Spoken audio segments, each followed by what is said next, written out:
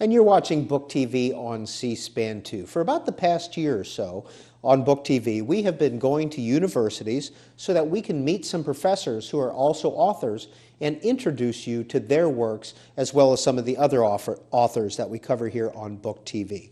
Now joining us at the University of Virginia in Charlottesville is Farzaneh Milani. She is the chair of the Department of Middle Eastern and South Asian Languages and Cultures here at the university, and she's also the author of this book, Words Not Swords, Iranian Women Writers and the Freedom of Movement. Farzaneh Milani, what's your book about? First, I would like to thank you for giving me the honor to speak with you and to introduce my book to your wonderful audience. I would also like to add that I have a joint appointment with Women's Studies. We call it Studies in Women and Gender at the University of Virginia. I'm very proud to be a member of that department, that program, hopefully a department soon. Words Not Swords is about sex segregation in the Islamic world, in particular Iran. The focus of the book is on Iranian women, although I believe the main thesis can be applied to the Islamic Middle East and North Africa. I have a dual argument in the book. I argue that in the last 160 years, women have been at the forefront of a modernizing movement in Iran and in parts of the Middle East and North Africa by desegregating themselves, by desegregating the social space, by desegregating the dominant discourse. How have they gone about that desegregation? What are some of their methods? Well, let me first also talk about the second main argument of the book.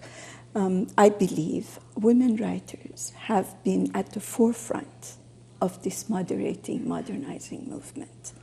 And I hope we will have the time to discuss why and how. Well, what have been some of the techniques and some of the strategies? In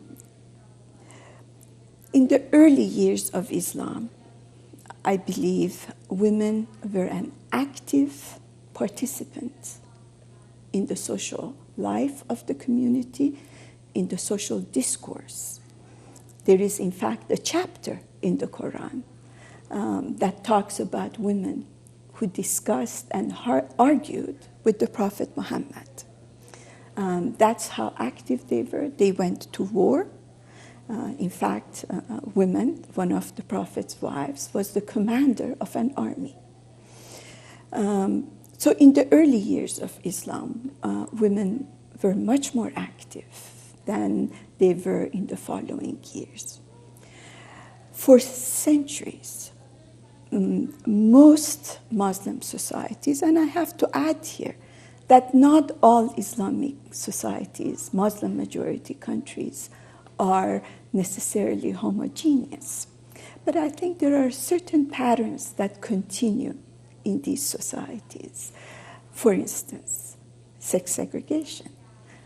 What is sex segregation? It's the division of the social space in two. There is the world of men, that's the world of politics, the outside world, the streets, the world of money and whatnot.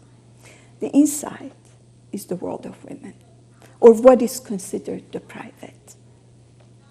Now, progressively, over the course of the last 14 centuries, women were segregated further and further. And it is only in the middle of the 19th century that some men and some women thought that the society is being deprived of the contribution of half its population in the public arena. So You might be surprised to know that as early as 1848, there was a congregation in Iran a week before the Seneca Falls Convention in upstate New York, in which men and women discussed and, in fact, enacted the desegregation of women. Where did you come up with the title, Words Not Swords? It was a long process. It took me about 16 years to finish this book. In an earlier book, I had mainly focused on the veil. And after a while, and towards the end of that book, in fact, I had come to realize that we fetishize the veil, that the issue is not the veil, that there is something else, and I couldn't put my finger on it. So through the help of women writers and Iranian women and Muslim women in other parts of the world, I came to realize that this division of space, that this denial of the freedom of movement to women was really the cause and the symptom of gender inequity.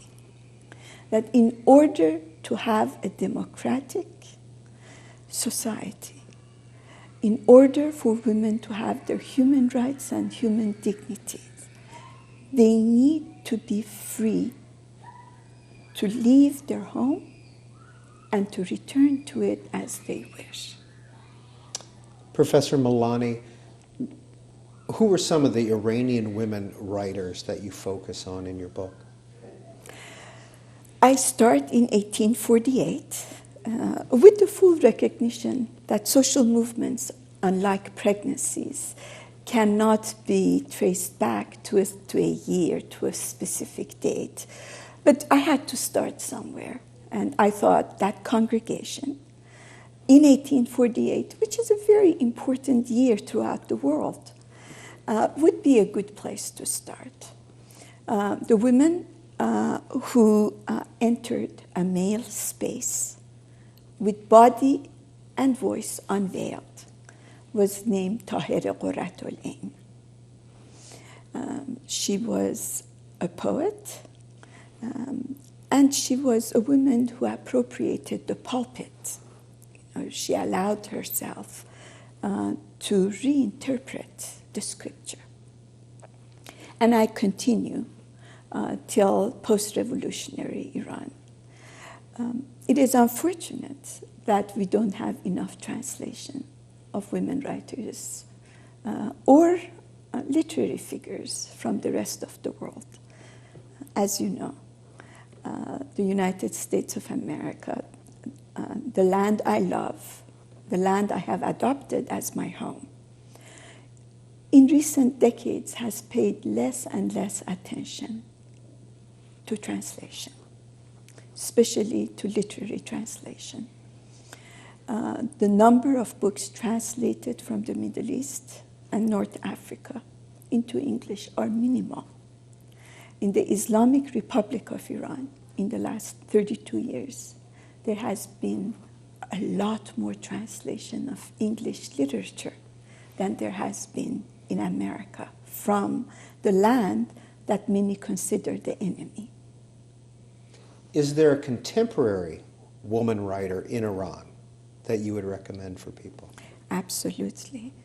Let me first say that in spite of the Islamic Republic of Iran, or perhaps because of it, there is a renaissance, there is a literary renaissance going on in Iran. And women are at center stage. Let me give you one example about women novelists.